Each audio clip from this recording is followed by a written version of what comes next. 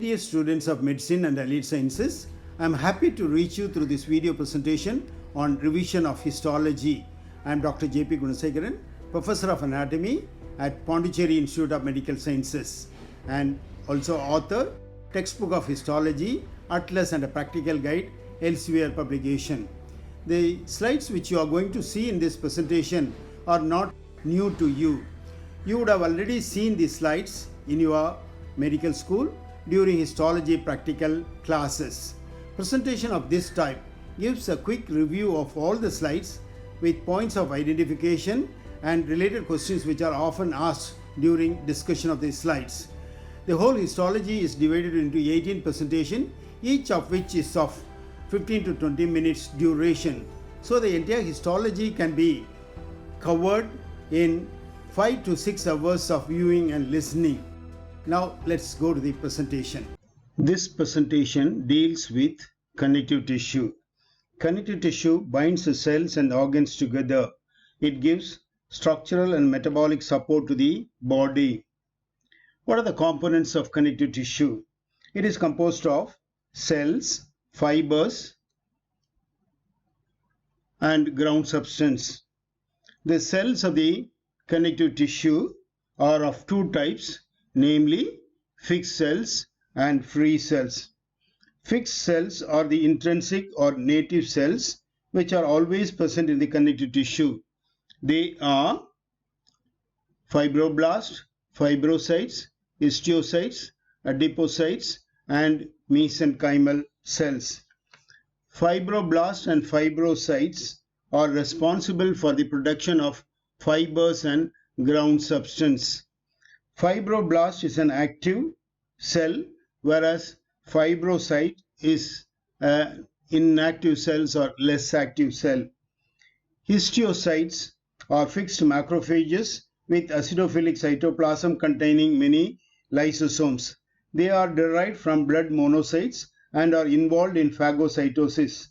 They are part of the mononuclear phagocytic system. Adipocytes are fat cells and they store energy.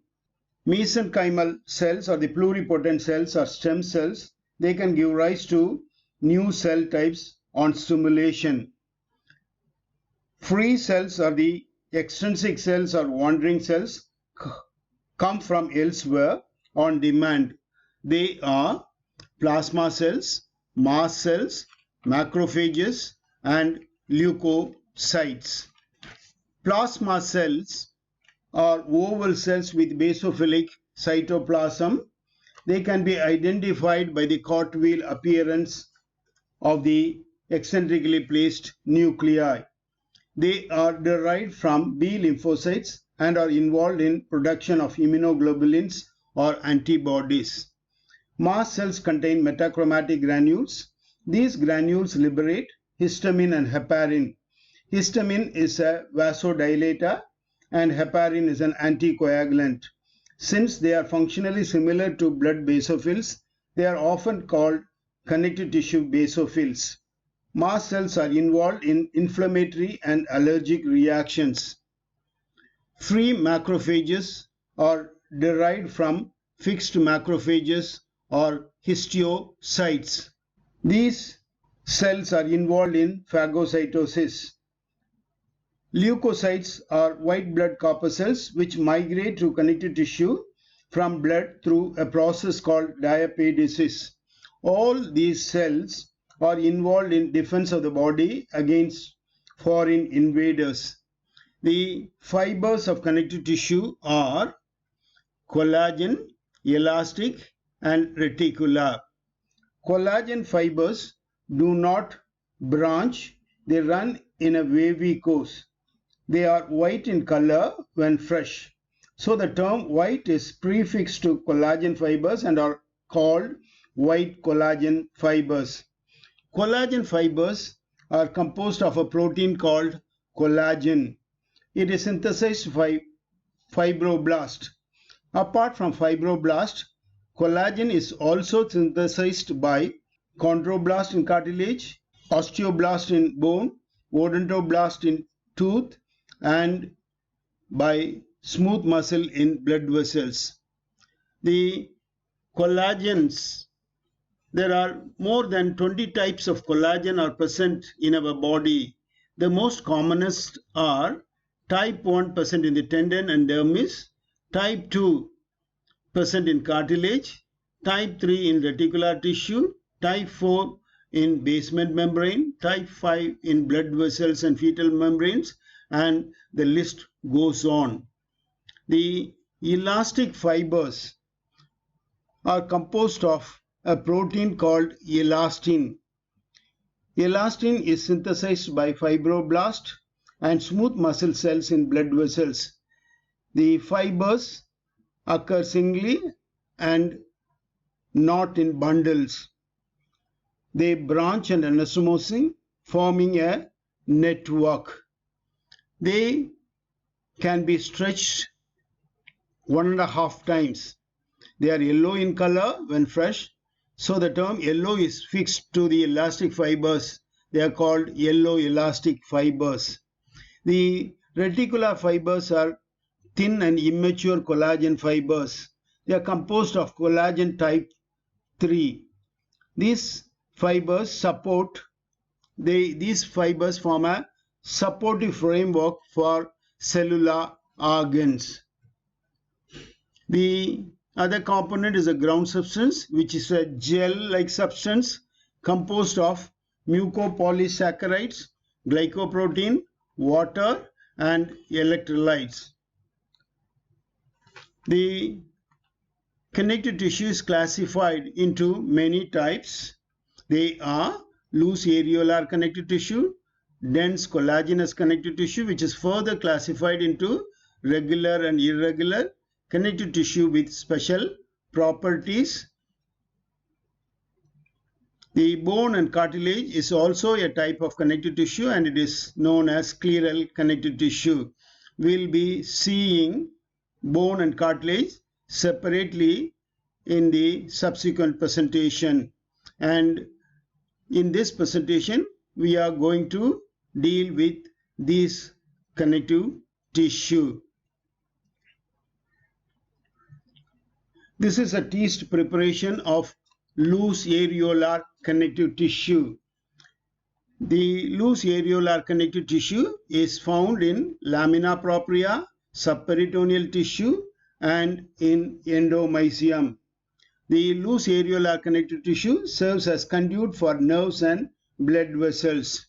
Here in this loose areolar connective tissue, you can see the pink wavy bundles of collagen fibers, and also you can see the branching elastic fibers, and these fibers and the connective tissue cells are embedded in a homogeneous ground substance. The cells of the connective tissue are of different types, and the various types can be identified by the shape of the nucleus and chromatin pattern of the nucleus.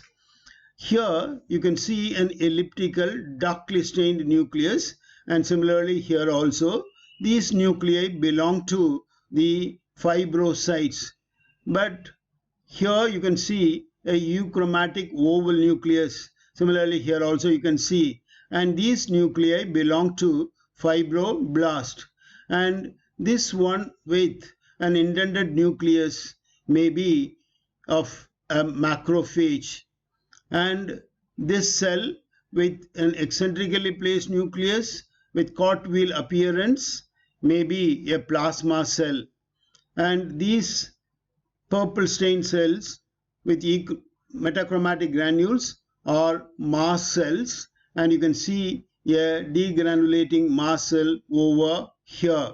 So the loose areolar connective tissue is characterized by the presence of less number of connective tissue fibers, and they are loosely arranged, and many connective tissue cells are seen, and these are embedded in a large amount of homogeneous ground substance. This is a hematoxylin and eosin drawing of loose areolar connective tissue spread from subperitoneal connective tissue. This can be identified by the presence of few loosely arranged collagen and elastic fibers, large number of connective tissue cells, and they are all embedded in the large amount of ground substance. This is a section of a tendon which is longitudinally cut. Example, dense regular collagenous connective tissue. And in this tendon you can see compactly packed bundles of collagen fibers, and between the bundles you can see rows of tendon cells or fibrocytes. Since the collagen fibers are densely packed in an orderly manner, it gives strength and resistance to traction. The dense regular collagenous connective tissue is seen in tendon, ligaments, and aponeurosis. This is a H&D drawing of longitudinal section of tendon. Example, dense regular collagenous connective tissue. It can be identified by the bundles of parallel collagen fibers, and between the bundles you can see rows of tendon cells. This is a photomicrograph of dense irregular collagenous connective tissue from dermis of skin. Here you can see the fibers are compactly packed and they run in different directions. Because of its different directions, some of the fiber bundles are cut crosswise and some longitudinally and some obliquely. Unlike the previous slide where the collagen fibers are regularly arranged, here it is irregular, which gives tough strength to the tissue. This is a H&D drawing of dense irregular collagenous connective tissue from the dermis of the skin, which can be identified by the irregular bundles of collagen fibers cut in different planes, and they are embedded in less amount of ground substance. You can also see few connective tissue cells, especially the fibrocytes between the fiber bundle. This is a photomicrograph of adipose tissue. Adipose tissue is a special type of connective tissue formed by aggregations of adipocytes. Each adipocyte contains a large lipid droplets which pushes the nucleus and the cytoplasm to the periphery.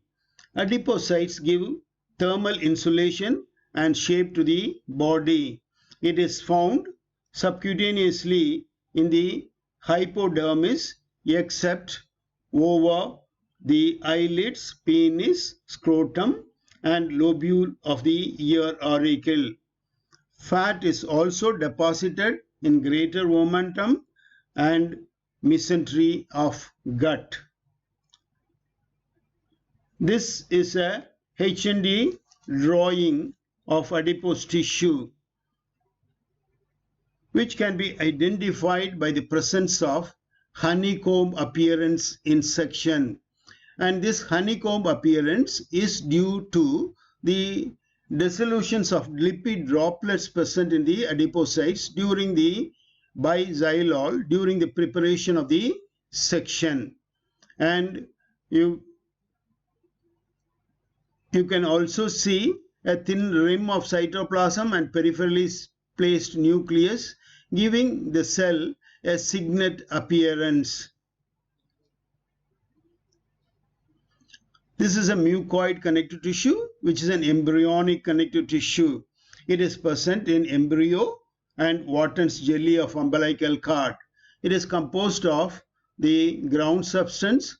Embedded in the ground substance are the fibroblast cells and immature collagen fibrils. This is a H&D drawing of mucoid connective tissue, which can be identified by the presence of fine immature collagen fibrils and fibroblasts, large amount of amorphous ground substance. This is a section of a large artery specially strained for elastic fibers. The elastic fibers are seen in the tunica media and the fibers appear brown to black. The elastic tissue is found in places where elasticity is required. Here in this artery, it is for elastic recoiling of its wall during contraction of the heart. This is a section of lymph node specially strained for reticular fibers. The reticular fibers form a meshwork in which the lymphocytes are embedded. So reticular fibers give structural framework to many cellular organs like lymph node, spleen, liver, etc. This slide shows the clinical correlation. Deficiency of various types of collagen leads to these clinical conditions. Marfan syndrome is an autosomal dominant disorder affecting elastic fiber synthesis. Excessive accumulation of fat leads to obesity. Benign tumors of adipocytes are called lipomas. These are the probable viva questions on connective tissue which are often asked during discussion of the histo slides. I want the students to go through these questions and find out answers for them. With this, we come to the end of presentation on connective tissue. Thanks for listening and watching.